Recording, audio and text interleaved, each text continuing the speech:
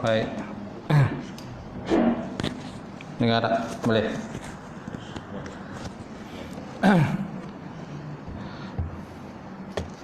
Kita buka pengajian malam ni dengan sama-sama membaca Ummul Kitab ila hadratin Nabi Muhammad Mustafa Rasulullah sallallahu alaihi wasallam mulai kiram ashabil izam masyaallah Fatihah.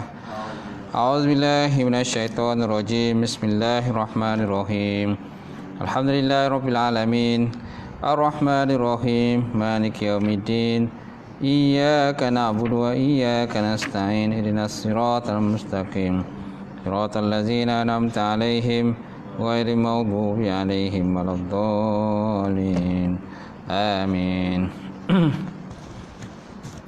Assalamualaikum warahmatullahi wabarakatuh.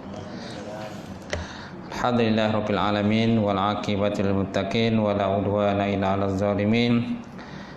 Asyhadu an la ilaha illallah wahdahu la syarikalah wa asyhadu anna Muhammadan 'abduhu wa rasuluh. Allahumma shalli wa sallim ala sayidina wa nabiyyina wa maulana Muhammad wa ala alihi wa sahbihi ajma'in. Amma ba'd. Fa inna asdaqal hadis kitabullah wa khairan hadi hadi Muhammad sallallahu alaihi wasallam wa syarril umuril muhdatsatuha wa kullu muhdatsatin bid'ah wa kullu bid'atin dalalah wa kullu dalalatin finnar. Qala Allah Subhanahu wa ta'ala fi kitabil azim wa a'udzubillahi minasyaitonir rajim. Wal 'asr innal insana lafi khusr illa allazina amanu wa amilus solihati wa tawasaw bil haqq wa tawasaw bis sabr. Sadaqallahul azim. Maksudnya demi masa sesungguhnya manusia itu semuanya berada di dalam kerugian kecuali orang-orang yang beriman dan mengerjakan amal yang soleh dan bersama-sama dengan kebenaran, bersama-sama dengan kesabaran. Alhamdulillah. Yang mati Tuan Imam kita, tak lupa juga Tuan Bilan, kemudian Tuan Siak kita, seterusnya jawatan kuasa masjid, sidang jemaah muslimin muslimat yang dirahmati Allah. Alhamdulillah kita bersyukur kepada Allah Subhanahu wa taala kerana Allah taala berikan kesihatan tubuh badan pada kita pada hari ini. Kenapa kita meneruskan aktiviti ibadah kita pada hari ini, serta dapat kita datang ke masjid untuk mengimarahkan Allah Ta'ala. Samping kita meneruskan kuliah kita, pengajian hadis muka surat apa tu? Hadis berkenaan apa? Hadis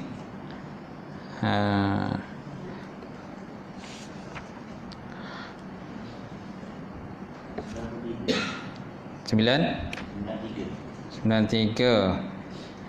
Hadis 93 dah kan saya? 93. Belum. Rasa macam sudah. Tak apalah. Hadis 93. Hadis terima daripada Anas. Dah. 94. Okey. Baik, insyaAllah kita lihat hadis di nombor 94 dalam bab bersegera melakukan kebaikan. Bersegera melakukan kebaikan. Hadis yang diterima daripada Anas Zubair ibni Adi. Namanya Zubair ibni Adi. Qala ataina Anas ibn Malik. Ataina Anas ibn Malik radhiyallahu ta'ala anhu. Fasyakawna ilaihi ma nalqa minal hajjaj. Fasyakawna nalqa minal hajjaj Faqala isbiru fa innahu la ya'ti zamanun illa allazi ba'dahu syarrun minhu hatta talqau rabbakum sami'tuhu min nabiyikum sallallahu alaihi wa ala alihi wa sahbihi wa baraka wasallam. Hadis riwayat daripada Imam Bukhari. Baik, hadis ni terima daripada Zubair bin Adi. Qala berkata ya Zubair, ataina Anas ibn Malik. Telah Anas ibn Malik telah datang kepada Zubair bin Adi tadilah. Kemungkinan ada lagi lah sahabat lain yang ada masa itu. Fasyakahi ma nalqa minal hajjaj. Kemudian dia kata apa? Mengadu beberapa hal mengenai tindakan kezaliman Hajjaj. Jadi kami mengadu berkenaan dengan beberapa hal mengenai dengan tindakan Hajjaj Yusuf As-Saqafi. Situ dia tulis Hajjaj lah, nama sebenarnya Hajjaj Yusuf As-Saqafi. Dia ni seorang kata pemimpin tapi doge lah sikit, doge zalim. Dia punya akhlak tu perangai tu jahat lah. Perangai dia jahat. Tu Hajjaj As-Saqafi ni, dia terkenal lah sebagai seorang raja atau pemerintah yang zalim pada masa tersebut. Cuma saya tak ingat sama ada pada zaman Bani Umayyah ataupun Bani Abbasiyah. Kalau tak silap saya pada zaman Bani Umayyah. Yusuf Hajjaj As-Saqafi. Baik, faqala maka berkata ya isbiru, maka berkatalah Anas bin Malik. Apa yang Anas bin Malik berkata kepada Zubair bin Adi? Isbiru, maka naklah kamu bersabar. Fainahu, maka sesungguhnya la ya'ti zamanun, tidak datanglah satu masa illa kecuali wallazi, yang sesudahnya, yang mana sesudahnya syarrun minhu, terlebih jahat, terlebih buruk minhu daripadanya, hatta talqa rabbakum, sehingga kamu berjumpa dengan Tuhan kamu. Sami'tuhu min nabikum, aku dengar akannya daripada nabi kamu, itulah Nabi Muhammad sallallahu alaihi wa ala alihi wasallam. Jadi nak cerita pada ni tuan-tuan bahawa Anas bin Malik satu hari datang berjumpa Zubair bin Adi. Kemudian Zubair bin Adi bercerita kepada Anas, mengadu kepada dia masalah seorang pemimpin daripada kerajaan Bani Umayyah masa itu, namanya Yusuf Hajjaj As-Saqafi. Memang Yusuf ni dia seorang yang kata zalim lah. Dia suka menzalimi rakyat, menginai rakyat dan sebagainya lah. Kemudian dia merampas harta rakyat dan sebagainya. Maka berkata ya isbiru, maka naklah kamu bersabar. Kenapa dia kata sabar? Kerana dia nak nukilkan, pindahkan perkataan Nabi Muhammad sallallahu alaihi wa ala alihi wasallam kepada Zubair bin Adi ni. Jadi yang kata tu Anas lah, Anas kata dia menukilkan perkataan Rasulullah. Rasulullah ada tak masa tu? Rasulullah tak ada lah. Rasulullah tak ada. Tapi Rasulullah pernah cakap macam tu. Akan datang satu masa akan berlaku begitu. Banyak fitnah sana, banyak fitnah sini, kan, pencerobohan sana, pencerobohan sini dan sebagainya. Maka dinukilkan perkataan Nabi, isbiru, maka naklah kau bersabar. Fa innahu, maka sungguhnya la ya'ti zamanun, tidak sampai ataupun tidak datang satu masa illa kecuali wallazi ba'dahu, perkara yang sesudahnya syarrun, terlebih jahat minhu daripadanya, hatta talqa rabbakum, sehingga kamu berjumpa dengan Tuhan kamu. Sami'tuhu min rabbikum, dia kata aku dengar akannya perkataan isbiru itu daripada nabi kamu, itulah Nabi Muhammad sallallahu alaihi wa ala alihi wa baraka wasallam. Tuan-tuan, baik, kita lihat terjemahan dia. Daripada Zubair bin Adi katanya, kami telah menemui Anas bin Malik radhiyallahu ta'ala anhu di Basrah, mengadu beberapa hal mengenai tindakan kezaliman Hajjaj Yusuf As-Saqafi. Jawab Anas radhiyallahu ta'ala anhu, bersabarlah kamu sekalian, kerana bahawa sesungguhnya keadaan zaman yang akan datang lebih buruk lagi daripada zaman sebelumnya, sehinggalah kamu nanti akan menemui ajal, itulah menemui mati. Keterangan ini aku dengar daripada Nabi Muhammad sallallahu alaihi wasallam. Betul tak? Betul lah. Walaupun saya terjemahan tak baca lagi tadi, tapi kita fahamlah sikit-sikit apa yang dinyatakan dalam hadis tersebut. Ini nak kata hadis pun bukan, tapi lebih pada asar sahabat. Asar sahabat mana kata-kata sahabat. Kata-kata sahabat yang kata sahabat ini memetik. Sahabat ini memetik kalam perkataan daripada Rasulullah sallallahu alaihi wasallam dan disampaikan kepada sahabat yang bernama Zubair bin Adi tadi supaya sentiasa bersabar dalam kehidupan. Kita tidak boleh memerangi mana-mana raja ataupun pemerintah, walaupun pemerintah itu zalim, selagi mana dia sembahyang, dia mengucap dua kalimah syahadat dan dia kata beriman kepada Allah Taala dan Rasulullah. Walaupun ada sesuatu tindakan kezaliman yang mungkin kita tak sukalah kezaliman ni dia buat tadi. Cuma dalam konteks kan negara kita Malaysia ni, kalau kita tak suka mana-mana pemerintah, kita boleh menukar kan pemerintahan tersebut, bukan dengan mengangkat senjata, bukan memerangi mereka dan sebagainya, tetapi ikut kalau Malaysia ni undi dia kan, mengundi. Setiap kali mengundi tuan-tuan pilihlah mana-mana yang tuan-tuan nak pilih, betul tak? Mana-mana kerajaan kita rasa tak suka, kita boleh jatuhkan dengan cara kita mengundi orang lain. Kalau kita rasa nak kekalkanlah pun melalui undian juga. Kita tak boleh mengangkat senjata. Salah kan dalam konteks kita di Malaysia ini. Baik. Kemudian apakah penjelasan daripada hadis tuan-tuan? Pertama, hadis ini menceritakan bahawa masa yang akan datang lebih berat bagi manusia daripada masa yang berlaku, daripada masa yang berlalu. Jadi mana zaman fitnah tu dah semakin teruk. Tengoklah zaman sekarang kan macam mana zaman fitnah. Dengan ada alat media massa dan sebagainya. Dulu alat-alat media massa tak sama sekarang.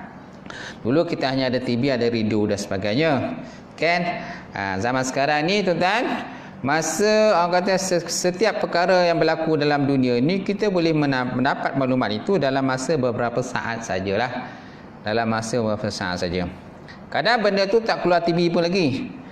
Benda tu tak keluar TV dan tak keluar radio lagi. Tapi kita dah tahu dah maklumat tu. Kita dah dapat dah. Kerana kecepatan zaman sekarang, maklumat boleh tersebar begitu cepat dan pantas. Macam tu. TV pun kadang-kadang ketinggalan tuan-tuan. Ketinggalan. Kan? Kadang peristiwa tu berlaku pagi. Tengah hari kan baru keluar berita tu. Kat TV ataupun ke radio. Tapi kita dah tahu dah. Beberapa second ya kita dah tahu dah peristiwa tadi. Kerana kecanggihan teknologi zaman sekarang. Yang mana di situ pun juga tuan-tuan banyak juga fitnah yang berlaku. Fitnah sana, fitnah sini. Kadang-kadang benda tu gambar lain, cerita lain. Gambar lain, cerita lain. Video lain, cerita lain. Kerana benda zaman sekarang ni boleh copy paste. Copy paste. Puang cerita sebenarnya, tukar cerita lain. Tapi video yang samalah ataupun gambar yang sama. Itu sebabnya kita kembali kepada firman Allah Subhanahu Wa Taala dalam Quran. Ya, maksudnya apabila seorang datang kepada kamu, seorang yang fasik datang pada kamu membawa satu berita, maka naklah kamu selidik terlebih dahulu. Sesuai yang Allah Taala sebut dalam Quran, ya ayyuhallazina amanu in ja'akum fasikum binaba'in fatabayyanu an tusibu qauman bijahalatin fatusbihu ala ma fa'altum nadimin. Bila datang wahai orang beriman, bila datang pada kamu tu sesuatu berita yang dibawa oleh orang yang fasik, hendaklah kamu cek dululah, periksa dulu. Ditakuti nanti kamu akan mengambil sesuatu tindakan yang kena kepada orang tak sepatutnya kita ambil tindakan tersebut. Maka nanti kamu akan menjadi menyesal. Kami akan menyesal kerana menimpakan suatu perkara yang tak sepatutnya kita timpakan kepada orang yang tidak bersalah. Macam tu. Jadi dalam konteks Islam ini, apa saja berita kita terima, hendaklah kita semak terlebih dahulu. Betul ataupun tidak. Kalau rasa sahih, barulah kita sebarkan pada sahabat kita. Kalau rasa ragu-ragu, ya ke tidak, tak payahlah sebar dulu. simpan saja, tahu tak? Ataupun buat tak tahu je lah. Macam tu. Baik, kemudian yang kedua, keburukan akan berleluasa pada akhir zaman. Macam tadilah, keburukan ataupun fitnah berlaku berleluasa di akhir zaman. Macam tu. Islam dicabar, kan? Islam dicabar, Islam dipelekehkan, Islam dipokotak-katikkan, Islam dihina dan sebagainya. Kemudian yang ketiga, seorang adalah dikenaki bersegera dan berlumba-lumba beramal dan melakukan kebajikan kerana keadaan pada hari yang lepas lebih baik daripada hari yang akan datang. Kerana keadaan hari yang sebelum ni adalah lebih baik berbanding hari yang akan datang. Dan kita pun tak tahu sebenarnya, mungkin hari yang akan datang pun lebih baik daripada akan sekarang ni. Kerana kita ada masa, kan, kalau dalam konteks Islam tu, dia ada orang kata macam tamadun, kan, sesuatu tamadun, sebuah negara yang ada tamadun, biasanya dia akan permulaan belum ada tamadun, lepas tu menaik menjadi ada tamadun, lepas tu mendatang ada tamadun, lepas tu menurun balik, menurun dan sebagainya. Kita tak nak macam itulah, menurun. Kita nak negara kita ni semakin hari semakin berkah, kan? Keberkatan sentiasa ada di bumi kita ni. Baik, kemudian tuan-tuan, yang keempat, seorang adalah menerima dengan sabar dan menghadapi dengan tenang apabila berlaku sesuatu kezaliman. Apa makna zalim? Zalim ialah meletakkan sesuatu bukan pada tempatnya. Meletakkan sesuatu bukan pada tempat. Itu dikatakan zalim lah. Adil, meletakkan sesuatu tempatnya. Lawan zalim artinya adil. Lawan zalim artinya adil. Zalim ni boleh menzalimi orang lain dan juga boleh menzalimi diri kita sendiri. Kalau macam orang ada pangkat, kedudukan, raja-raja dan sebagainya, mereka boleh menzalimi orang lain. Macam kita, apa kita nak zalim? Kita menzalimi diri kita sendirilah kalau kita tak buat cara betul. Kita tidak solat, kita tak solat, kita tak puasa, kita tak menunaikan apa yang perintah Allah Ta'ala. So maknanya kita menzalimi diri kita sendiri tu. Betul tak? Kita tak zalim kat orang. Kita tak zalim kat orang, tapi kita zalim kita sendiri. Macam orang ada pangkat, kedudukan dan sebagainya, kan, kadang dia menzalimi orang lain.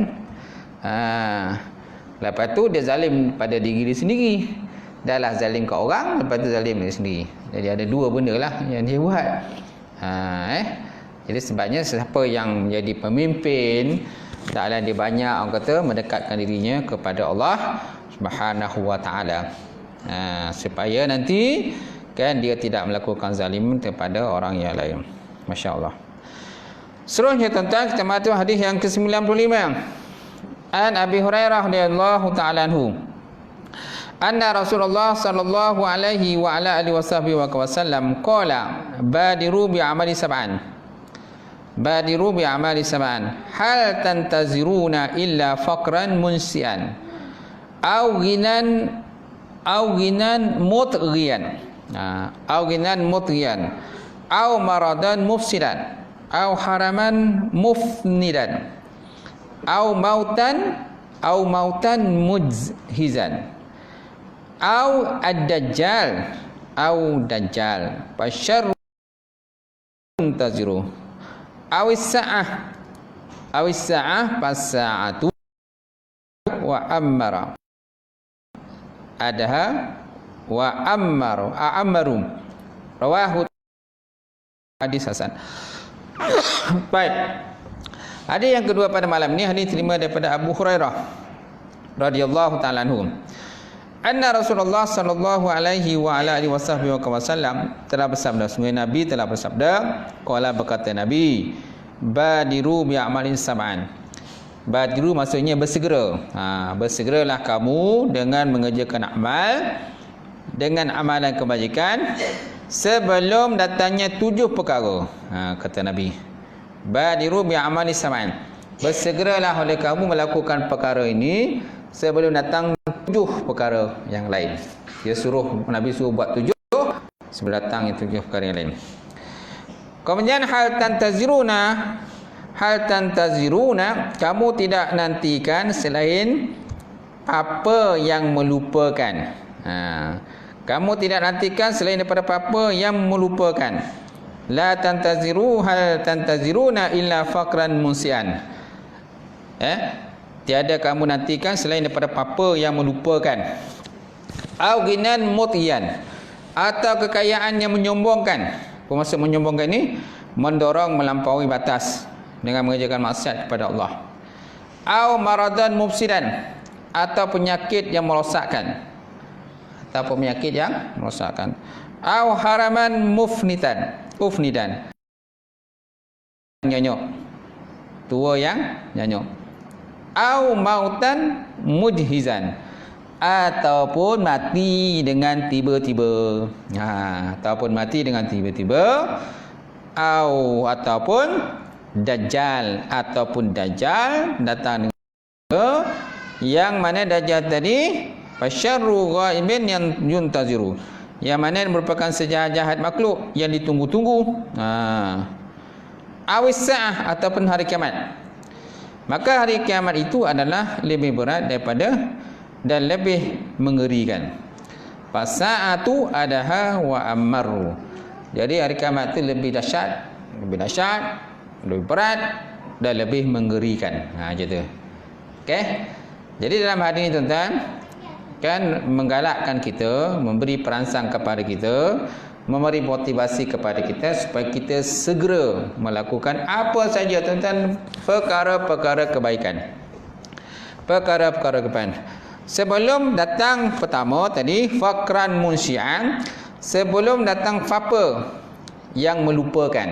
Fapa yang melupakan, fakran munsian. Fakra yang kerana dengan papa juga menyebabkan kita boleh lupalah. Ada orang ni tuan, waktu dia kaya dia okey, kaya dia okey. Dia boleh ibadah kepada Allah Subhanahu Wa Taala, dia boleh taat kepada Allah Subhanahu Wa Taala. Kan dia boleh bersedekah pada orang lain. Tapi bila dia fakir, masa itulah dia macam orang kata give up ataupun putus asa daripada rahmat Allah Subhanahu Wa Taala. Sepatutnya kena faham, kekayaan ke kemiskinan ke itu semuanya daripada Allah Subhanahu Wa Taala. Tapi ada orang tuan-tuan waktu dia kaya dia boleh taat pada Allah. Tapi waktu dia miskin dia tak boleh taat pada Allah. Dia takuti terjadi macam itulah. Terjadi macam tu. Kenapa? Kerana dia lahir je memang dia kaya. Ada orang tuan-tuan waktu dia lahir kecil-kecil memang dia dah kaya lah. Kerana mak bapak dia memang kaya. Mak bapak ada duit juta-juta, berbilion-bilion duit kan. Tak ada kan suatu hari contohnya kan bapak dia jatuh miskin, harta benda habis semua, kena tipu dan sebagainya. Jadi akhirnya orang tu jadi miskin. Bila jadi miskin dia tak boleh nak taat lagi kepada Allah Subhanahu Wa Taala. Ada orang jadi di situ. Ada orang kan sama ada miskin ke kaya dia tetap taat pada Allah. Ada orang dia miskin dia boleh taat, waktu kaya dia tak boleh taat lagi. Kan? Kerana taat, kekayaan, ketaatan adalah satu benda yang kata boleh bertembung di antara sama lain. Boleh bertembung. Dan boleh orang kata satu ke timur dan satu ke barat. Saya kata kan. Satu ke sini, satu ke sini. Macam tu. Ada orang dia boleh sabar. Dia boleh sabar ketika dalam miskin. Tapi waktu dia dalam keadaan taat kepada Allah, dalam keadaan kaya, dia buat kepada Allah Ta'ala. InsyaAllah. Kemudian yang kedua, au ginan mutiyan, ataupun kaya yang menyombongkan, mendorong melampaui batas daripada maksiat. Itu tadilah lawan daripada fakir tadi. Lawan fakir. Kerana ada orang fakir dia taat. Ada pula orang kaya dia tak taat. Dia kaya taat, kaya tak taat, tapi waktu miskin dia taat. Macam tu. Ada orang yang kaya hancur, bila kaya dia hancur. Teruk dia ikut hawa nafsu dia. Au maradan mufsidan, ataupun penyakit yang boleh merosakkan diri dia. Waktu dia sihat alhamdulillah taat pada Allah, waktu tak sihat habis hancur. Macam tu. Maradan mufsidan. Ataupun haraman mufnidan, ataupun tua yang nyanyuk. Tengoklah kadang-kadang kalau seorang itu dah tua dan nyanyuk. Kalau orang tua dan nyanyuk, kita perhatikanlah macam mana kehidupan dia. Kan kadang-kadang dia punya najis pun kan pun dia tak boleh nak urus. Najis pun tak boleh nak urus. Kan? Najis pun kadang-kadang dia bermain-main dengan najis dia sendiri. Main-main. Macam budak kecil lah. Macam mana budak kecil tu dia bermain dengan najis dia. Macam budak yang masih orang kata setahun, 2 tahun umur kan. Macam itulah keadaannya. Jadi orang nyanyuk tu macam itulah. Ketika umur dia macam setahun ataupun 2 tahun yang lepas. Macam tu. Dia boleh bermain dengan najis dia sendiri. Jadi orang tengah nyanyuk. Baik, kemudian atau mati yang tiba-tiba tengah-tengah sonok-sonok tuan-tuan, mati. Kena mati ni dia akan kira orang. Sama ada orang tu sehat ke, tak sehat ke. Kalau Allah Ta'ala takdirkan, mati-mati juga lah. Macam tu. Tak boleh kita nak elak mati ni. Kerana ada orang mati ketika tua. Ada orang mati ketika muda. Ada orang mati tengah main bola pun mati. Tengah bermain bola, tengah jogging, tengah senam. Tengah lakukan aktiviti dan sebagainya, tiba-tiba mati. Kerana mati ni tak boleh cepat sesaat dan tidak boleh lambat sesaat. Kalau sampai dalam malaikat maut tu, tak rapid nak lagi dah. Walaupun kau tengah kata berjoging ke, angkat berat ke dan sebagainya. Seterusnya tuan-tuan, au mautan munhizan, ataupun mati yang tiba-tiba, atau tibanya dajjal awid dajjal fasyarru ghaibin yuntaziru, ataupun tibanya dajjal yang merupakan sejahat-jahat makhluk yang ditunggu-tunggu oleh manusia ni, yang akhir besok akan keluar pada akhir zaman. Dajjal ini setelah daripada turunnya datangnya Imam Mahdi, akan turunnya dajjal pula. Dajjal kan, ada orang menyatakan dajjal ni terikat di sebuah pulau.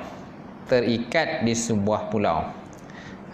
Yang mana kalau ikut pada sahihnya, hadis sahihnya ada seorang lelaki daripada keturunan Tamim Ad-Dari, bersama dengan 30 orang sahabatnya pergi berlayar, dan mereka dilambung oleh gelombang yang besar, dan akhirnya mereka terdampar di satu pulau yang terdapat di selatan Yaman, dan akhirnya mereka berjumpa dengan satu makhluk. Itulah namanya makhluk itu Ad-Dajjal. Makhluk Dajjal.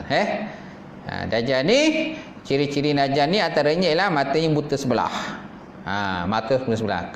Kat keningnya tertulis perkataan kafara. Kafara, kafir.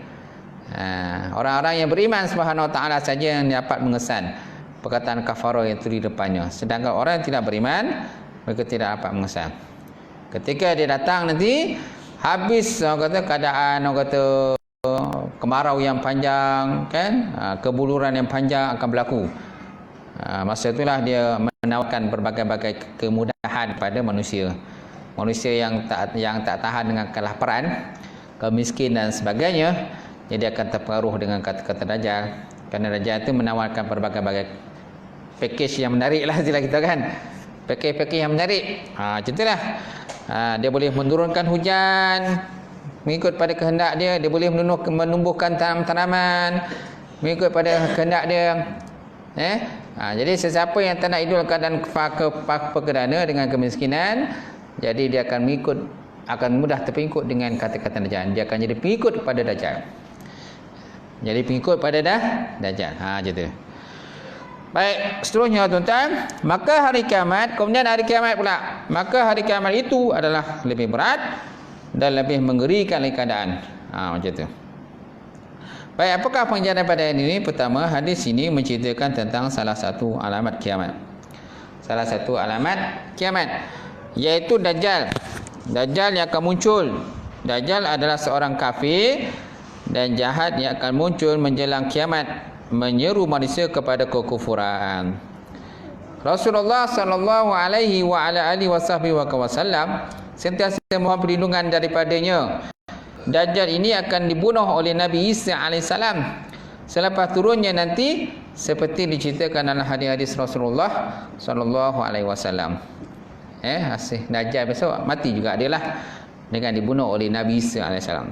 Kalau disebut oleh Al-Fadil Ustaz Fahmi Zamzam dalam kitabnya, itulah hadis 40 peristiwa akhir zaman, disebutkan situ kan bahawa nanti pada akhir zaman nanti, setelah Dajjal ni orang kata dah banyak buat kerosakan bumi, akhirnya Allah Ta'ala turunkan Nabi Isa alaihissalam, dan Nabi Isa akan membawa satu lembing daripada langit yang dibawa turun, dan lembing itu akan orang kata dicampakkan pada Dajjal, dan akhirnya Dajjal itu akan matilah. Hasil daripada terkena panahan lembing yang dibaling oleh Nabi Isa alaihissalam. Macam tu. Dan kebanyakan ikut Dajjal ni tuan ialah orang-orang Yahudi.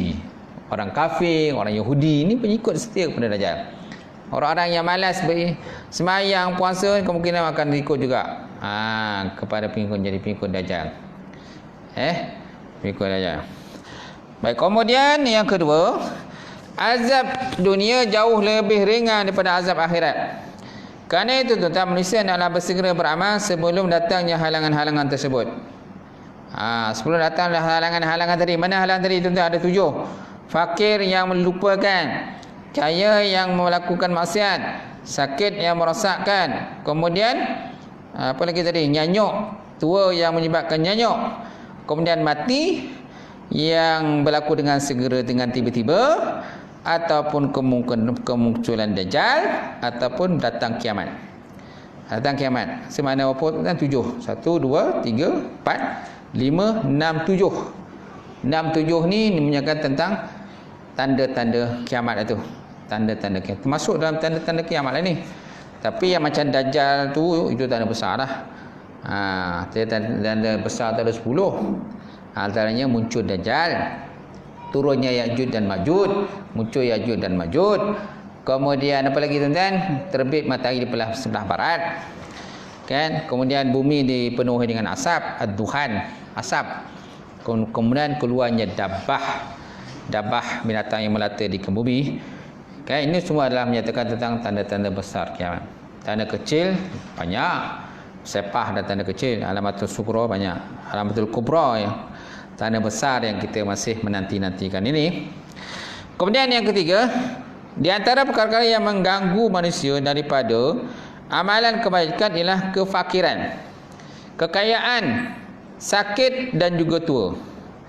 Kefakiran boleh menyebabkan orang malas beribadah, kekayaan pun boleh menyebabkan orang malas beribadah, sakit pun boleh menyebabkan orang malas beribadah, dan tua pun boleh menyebabkan orang beribadah.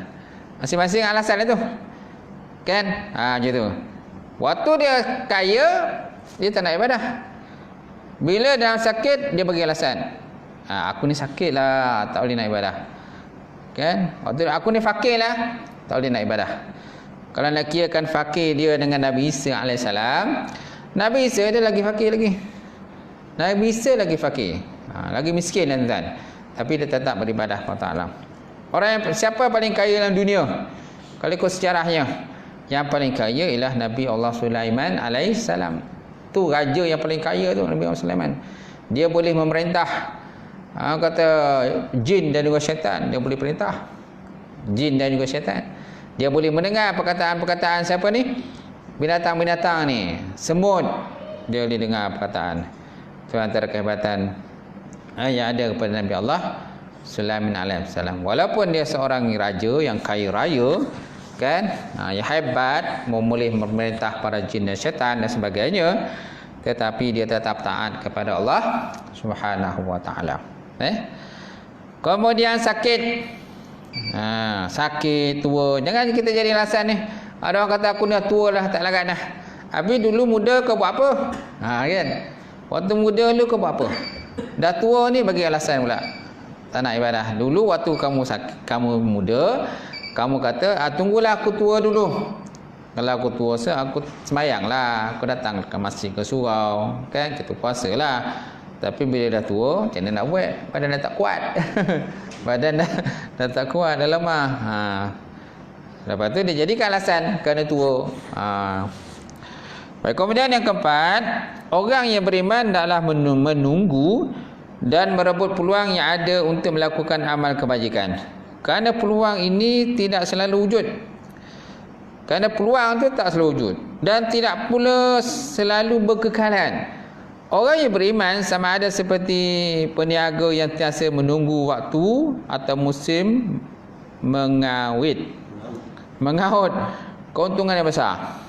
Orang beriman ini sama seperti ibaratnya peniaga yang sentiasa menunggu waktu ataupun musim mengaut keuntungan yang besar. Itulah orang yang beriman kepada Allah Subhanahu wa taala. Orang beriman sentiasa buat kebaikan. Sentiasa sembahyang datang berjemaah ke masjid ataupun surau. Tak kira lah pagi ke petang ke dan sebagainya. Janganlah kita tuan-tuan, bila ada jawatan kita datang. Tak ada jawatan tak datang. Ada orang ni bila ada jawatan datang. Bila tak ada jawatan habis. Gaib. Tak nampak batang hidung dia. Tapi bukan orang sini lah. Kalau boleh orang England. Orang England lah macam tu. Macam tu. Saya teringat kisah, ada satu cerita dalam kitab Al-Kabair yang dikarang oleh Imam Az-Zahabi. Al-Kabair ini kitab mengenai 70 dosa-dosa besar. 70 dosa besar. Dalam kitab itu ada disebut dalam kitab tentang bab orang meninggalkan solat. Ada seorang ulama hebatlah, kan? Dia ni dia lazim kalau solat tu dia lazim sembahyang di masjid ataupun di surau. Setiap kali sembahyang je dia akan sembahyang di masjid dan surau secara berjemaah. Setahu tuan-tuan, ulama ni kan, satu hari dia didatangi oleh seorang tetamu lah. Tetamu datang rumah dia. Jadi dia pun sibuk melayan tetamu. Ni di masjid dah azan dah ni. Dah azan. Sebabkan dia melayan tetamu tadi, jadi dia akhirnya orang kata dia tak dapat nak solat berjemaah di masjid ataupun di surau rumah ibadah. Kan? Maka dia pun lepas saja dia bersedia pergi ke masjid untuk mencari mana-mana masjid yang masih buka lagi. Sampai ke masjid A dia tengok orang Nabi dah balik.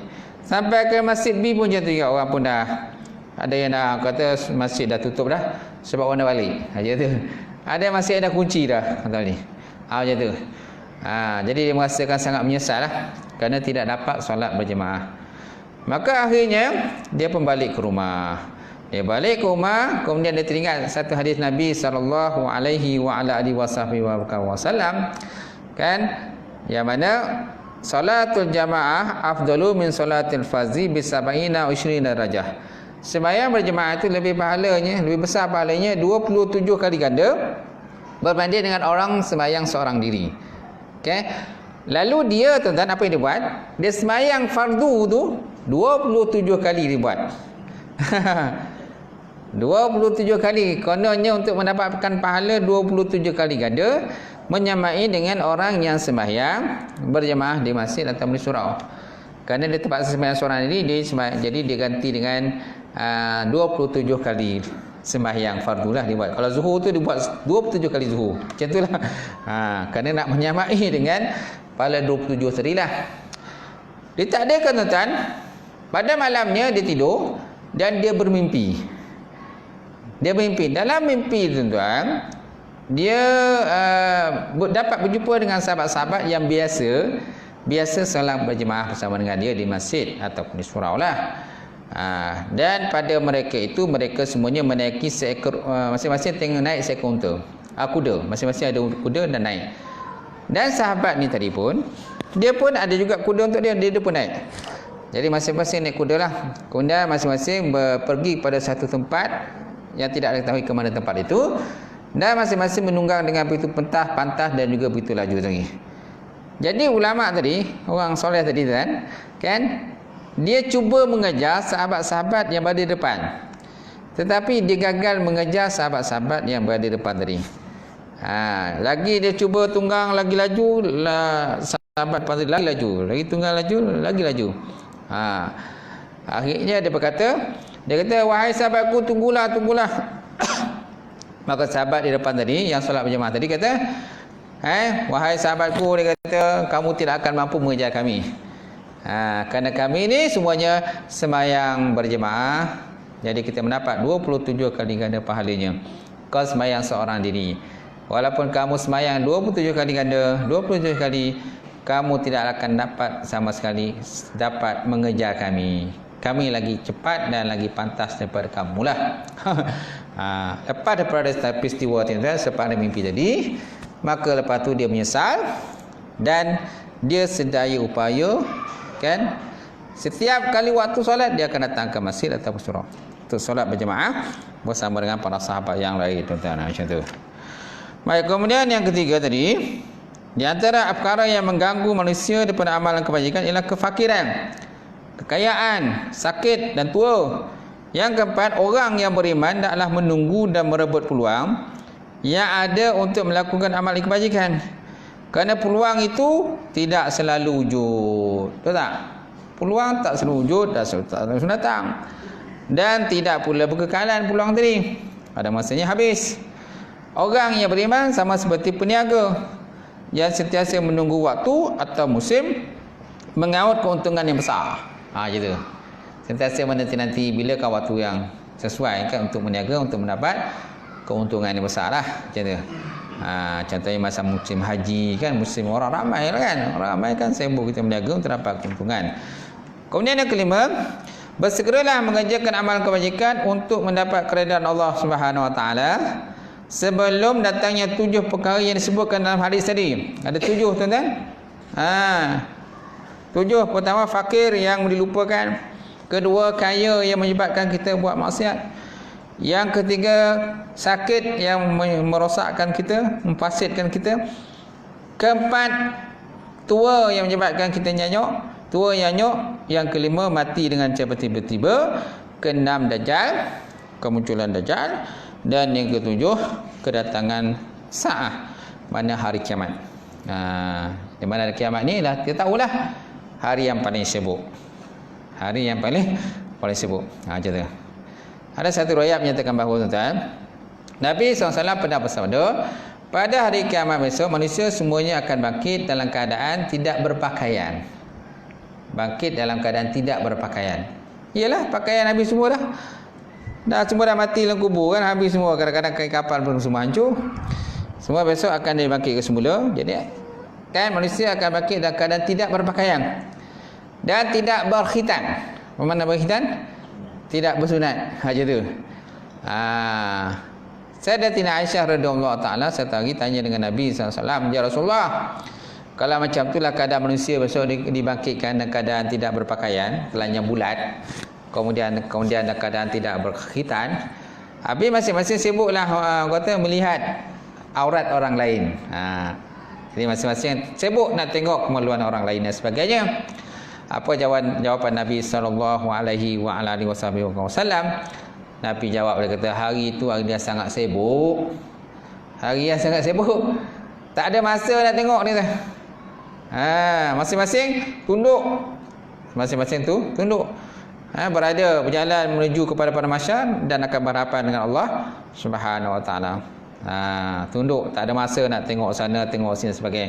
Masing-masing menantikan sama ada ke syurga ataupun ke neraka. Bahagian masing-masing tak tahu macam mana. Insya-Allah. Kemudian yang keenam, suasana yang akan tiba itu mungkin tidak akan lebih baik atau lebih ringan daripada yang sedia ada. Oleh itu berhati-hatilah memanfaatkan peluang yang ada daripada yang sedia ada. Kita manfaatkan umur kita ni. Sebab Nabi juga pernah sabda, dia kata, igtanim khamsan qabla khamsin. Igtanim khamsan qabla khamsin. Jaga 5 sebelum datang 5. Kan? Jaga 5 sebelum datang 5. Igtanim khamsan qabla khamsin. Syababaka qabla al-harami. Ghinaka qabla al-faqri. Sehataka qabla al-faqri. Hayataka qabla al-mauti. Kan? Muda sebelum datang tua. Sehat sebelum datang fakir. Sehat sebelum datang fakir. Kaya sebelum datang miskin. Betul tak? Hidup sebelum datang mati. Gitu. Ada berapa tu? 5 kan? 5. Muda sebelum tua. Muda kita sebelum kita tua. Sehat kita sebelum kita sakit. Kan? Lapang kita sendiri. Lapang sebelum kita sibuk. Kemudian kaya kita sebelum kita fakir. Dan yang kelima, sehat. Hidup kita sebelum kita matilah. Hayataka qabla al-mauti. Hidup sebelum kita mati. So mana Nabi kata 5 perkara. Jaga sebelum datang 5. Kalau dah datang 5 tu tak ada apa lagi lah. Dah datang 5 yang seterusnya tu tak ada apa-apa lah. Kecuali kita hanya menanti-nanti rahmat daripada Allah Subhanahu Wa Taala saja. Kalau mata sayang kita, dapatlah rahmat. Gitu. Kalau tidak, hanyutlah kita. Nauzubillah min zalika. Insya-Allah tuan-tuan. Boleh? Boleh insya-Allah. Sampai situ. Sampai itu akan datang kita sambung lagi hadis yang ke-96 pula. Anhu maksudnya daripada Abu Hurairah juga. Wallahu a'lam bissawab wa ilaihi marji'ul ma'af. Baik. Saya buka pertanyaan ataupun soalan kalau ada. Ada.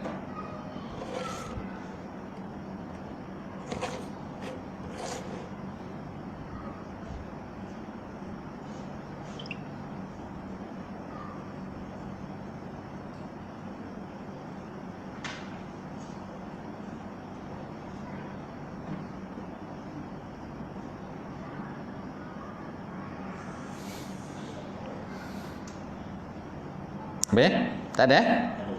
Okey, tak ada kita tu. Auzubillahi minasyaitonirrajim. Bismillahirrahmanirrahim. Alhamdulillahirabbil alamin.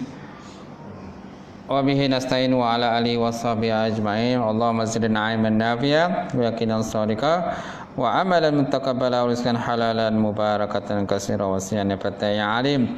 Nawilana qulubana bi nuri ma'rifataka wa fanana fa'alibin. Allahumma faqina fid din, Allahumma faqina fid din. Allahumma jan hadza jam'al marhuma wa tafarraqana min ba'di tafarruqan ma'suma. Rabbana iftah bainana wa baina qaumina bil haqq wa anta khairul fatihin. Rabbana faghfir lana dzunubana wa kaffina sayyi'atina wa tawaffana ma'al abrar. Rabbana atina fid dunya hasanah wa fil akhirati hasanah wa qina azabannar. Subhana rabbika rabbil izzati amma yasifun wa salamun alal mursalin. Alhamdulillah. Qabbalallahu minkum.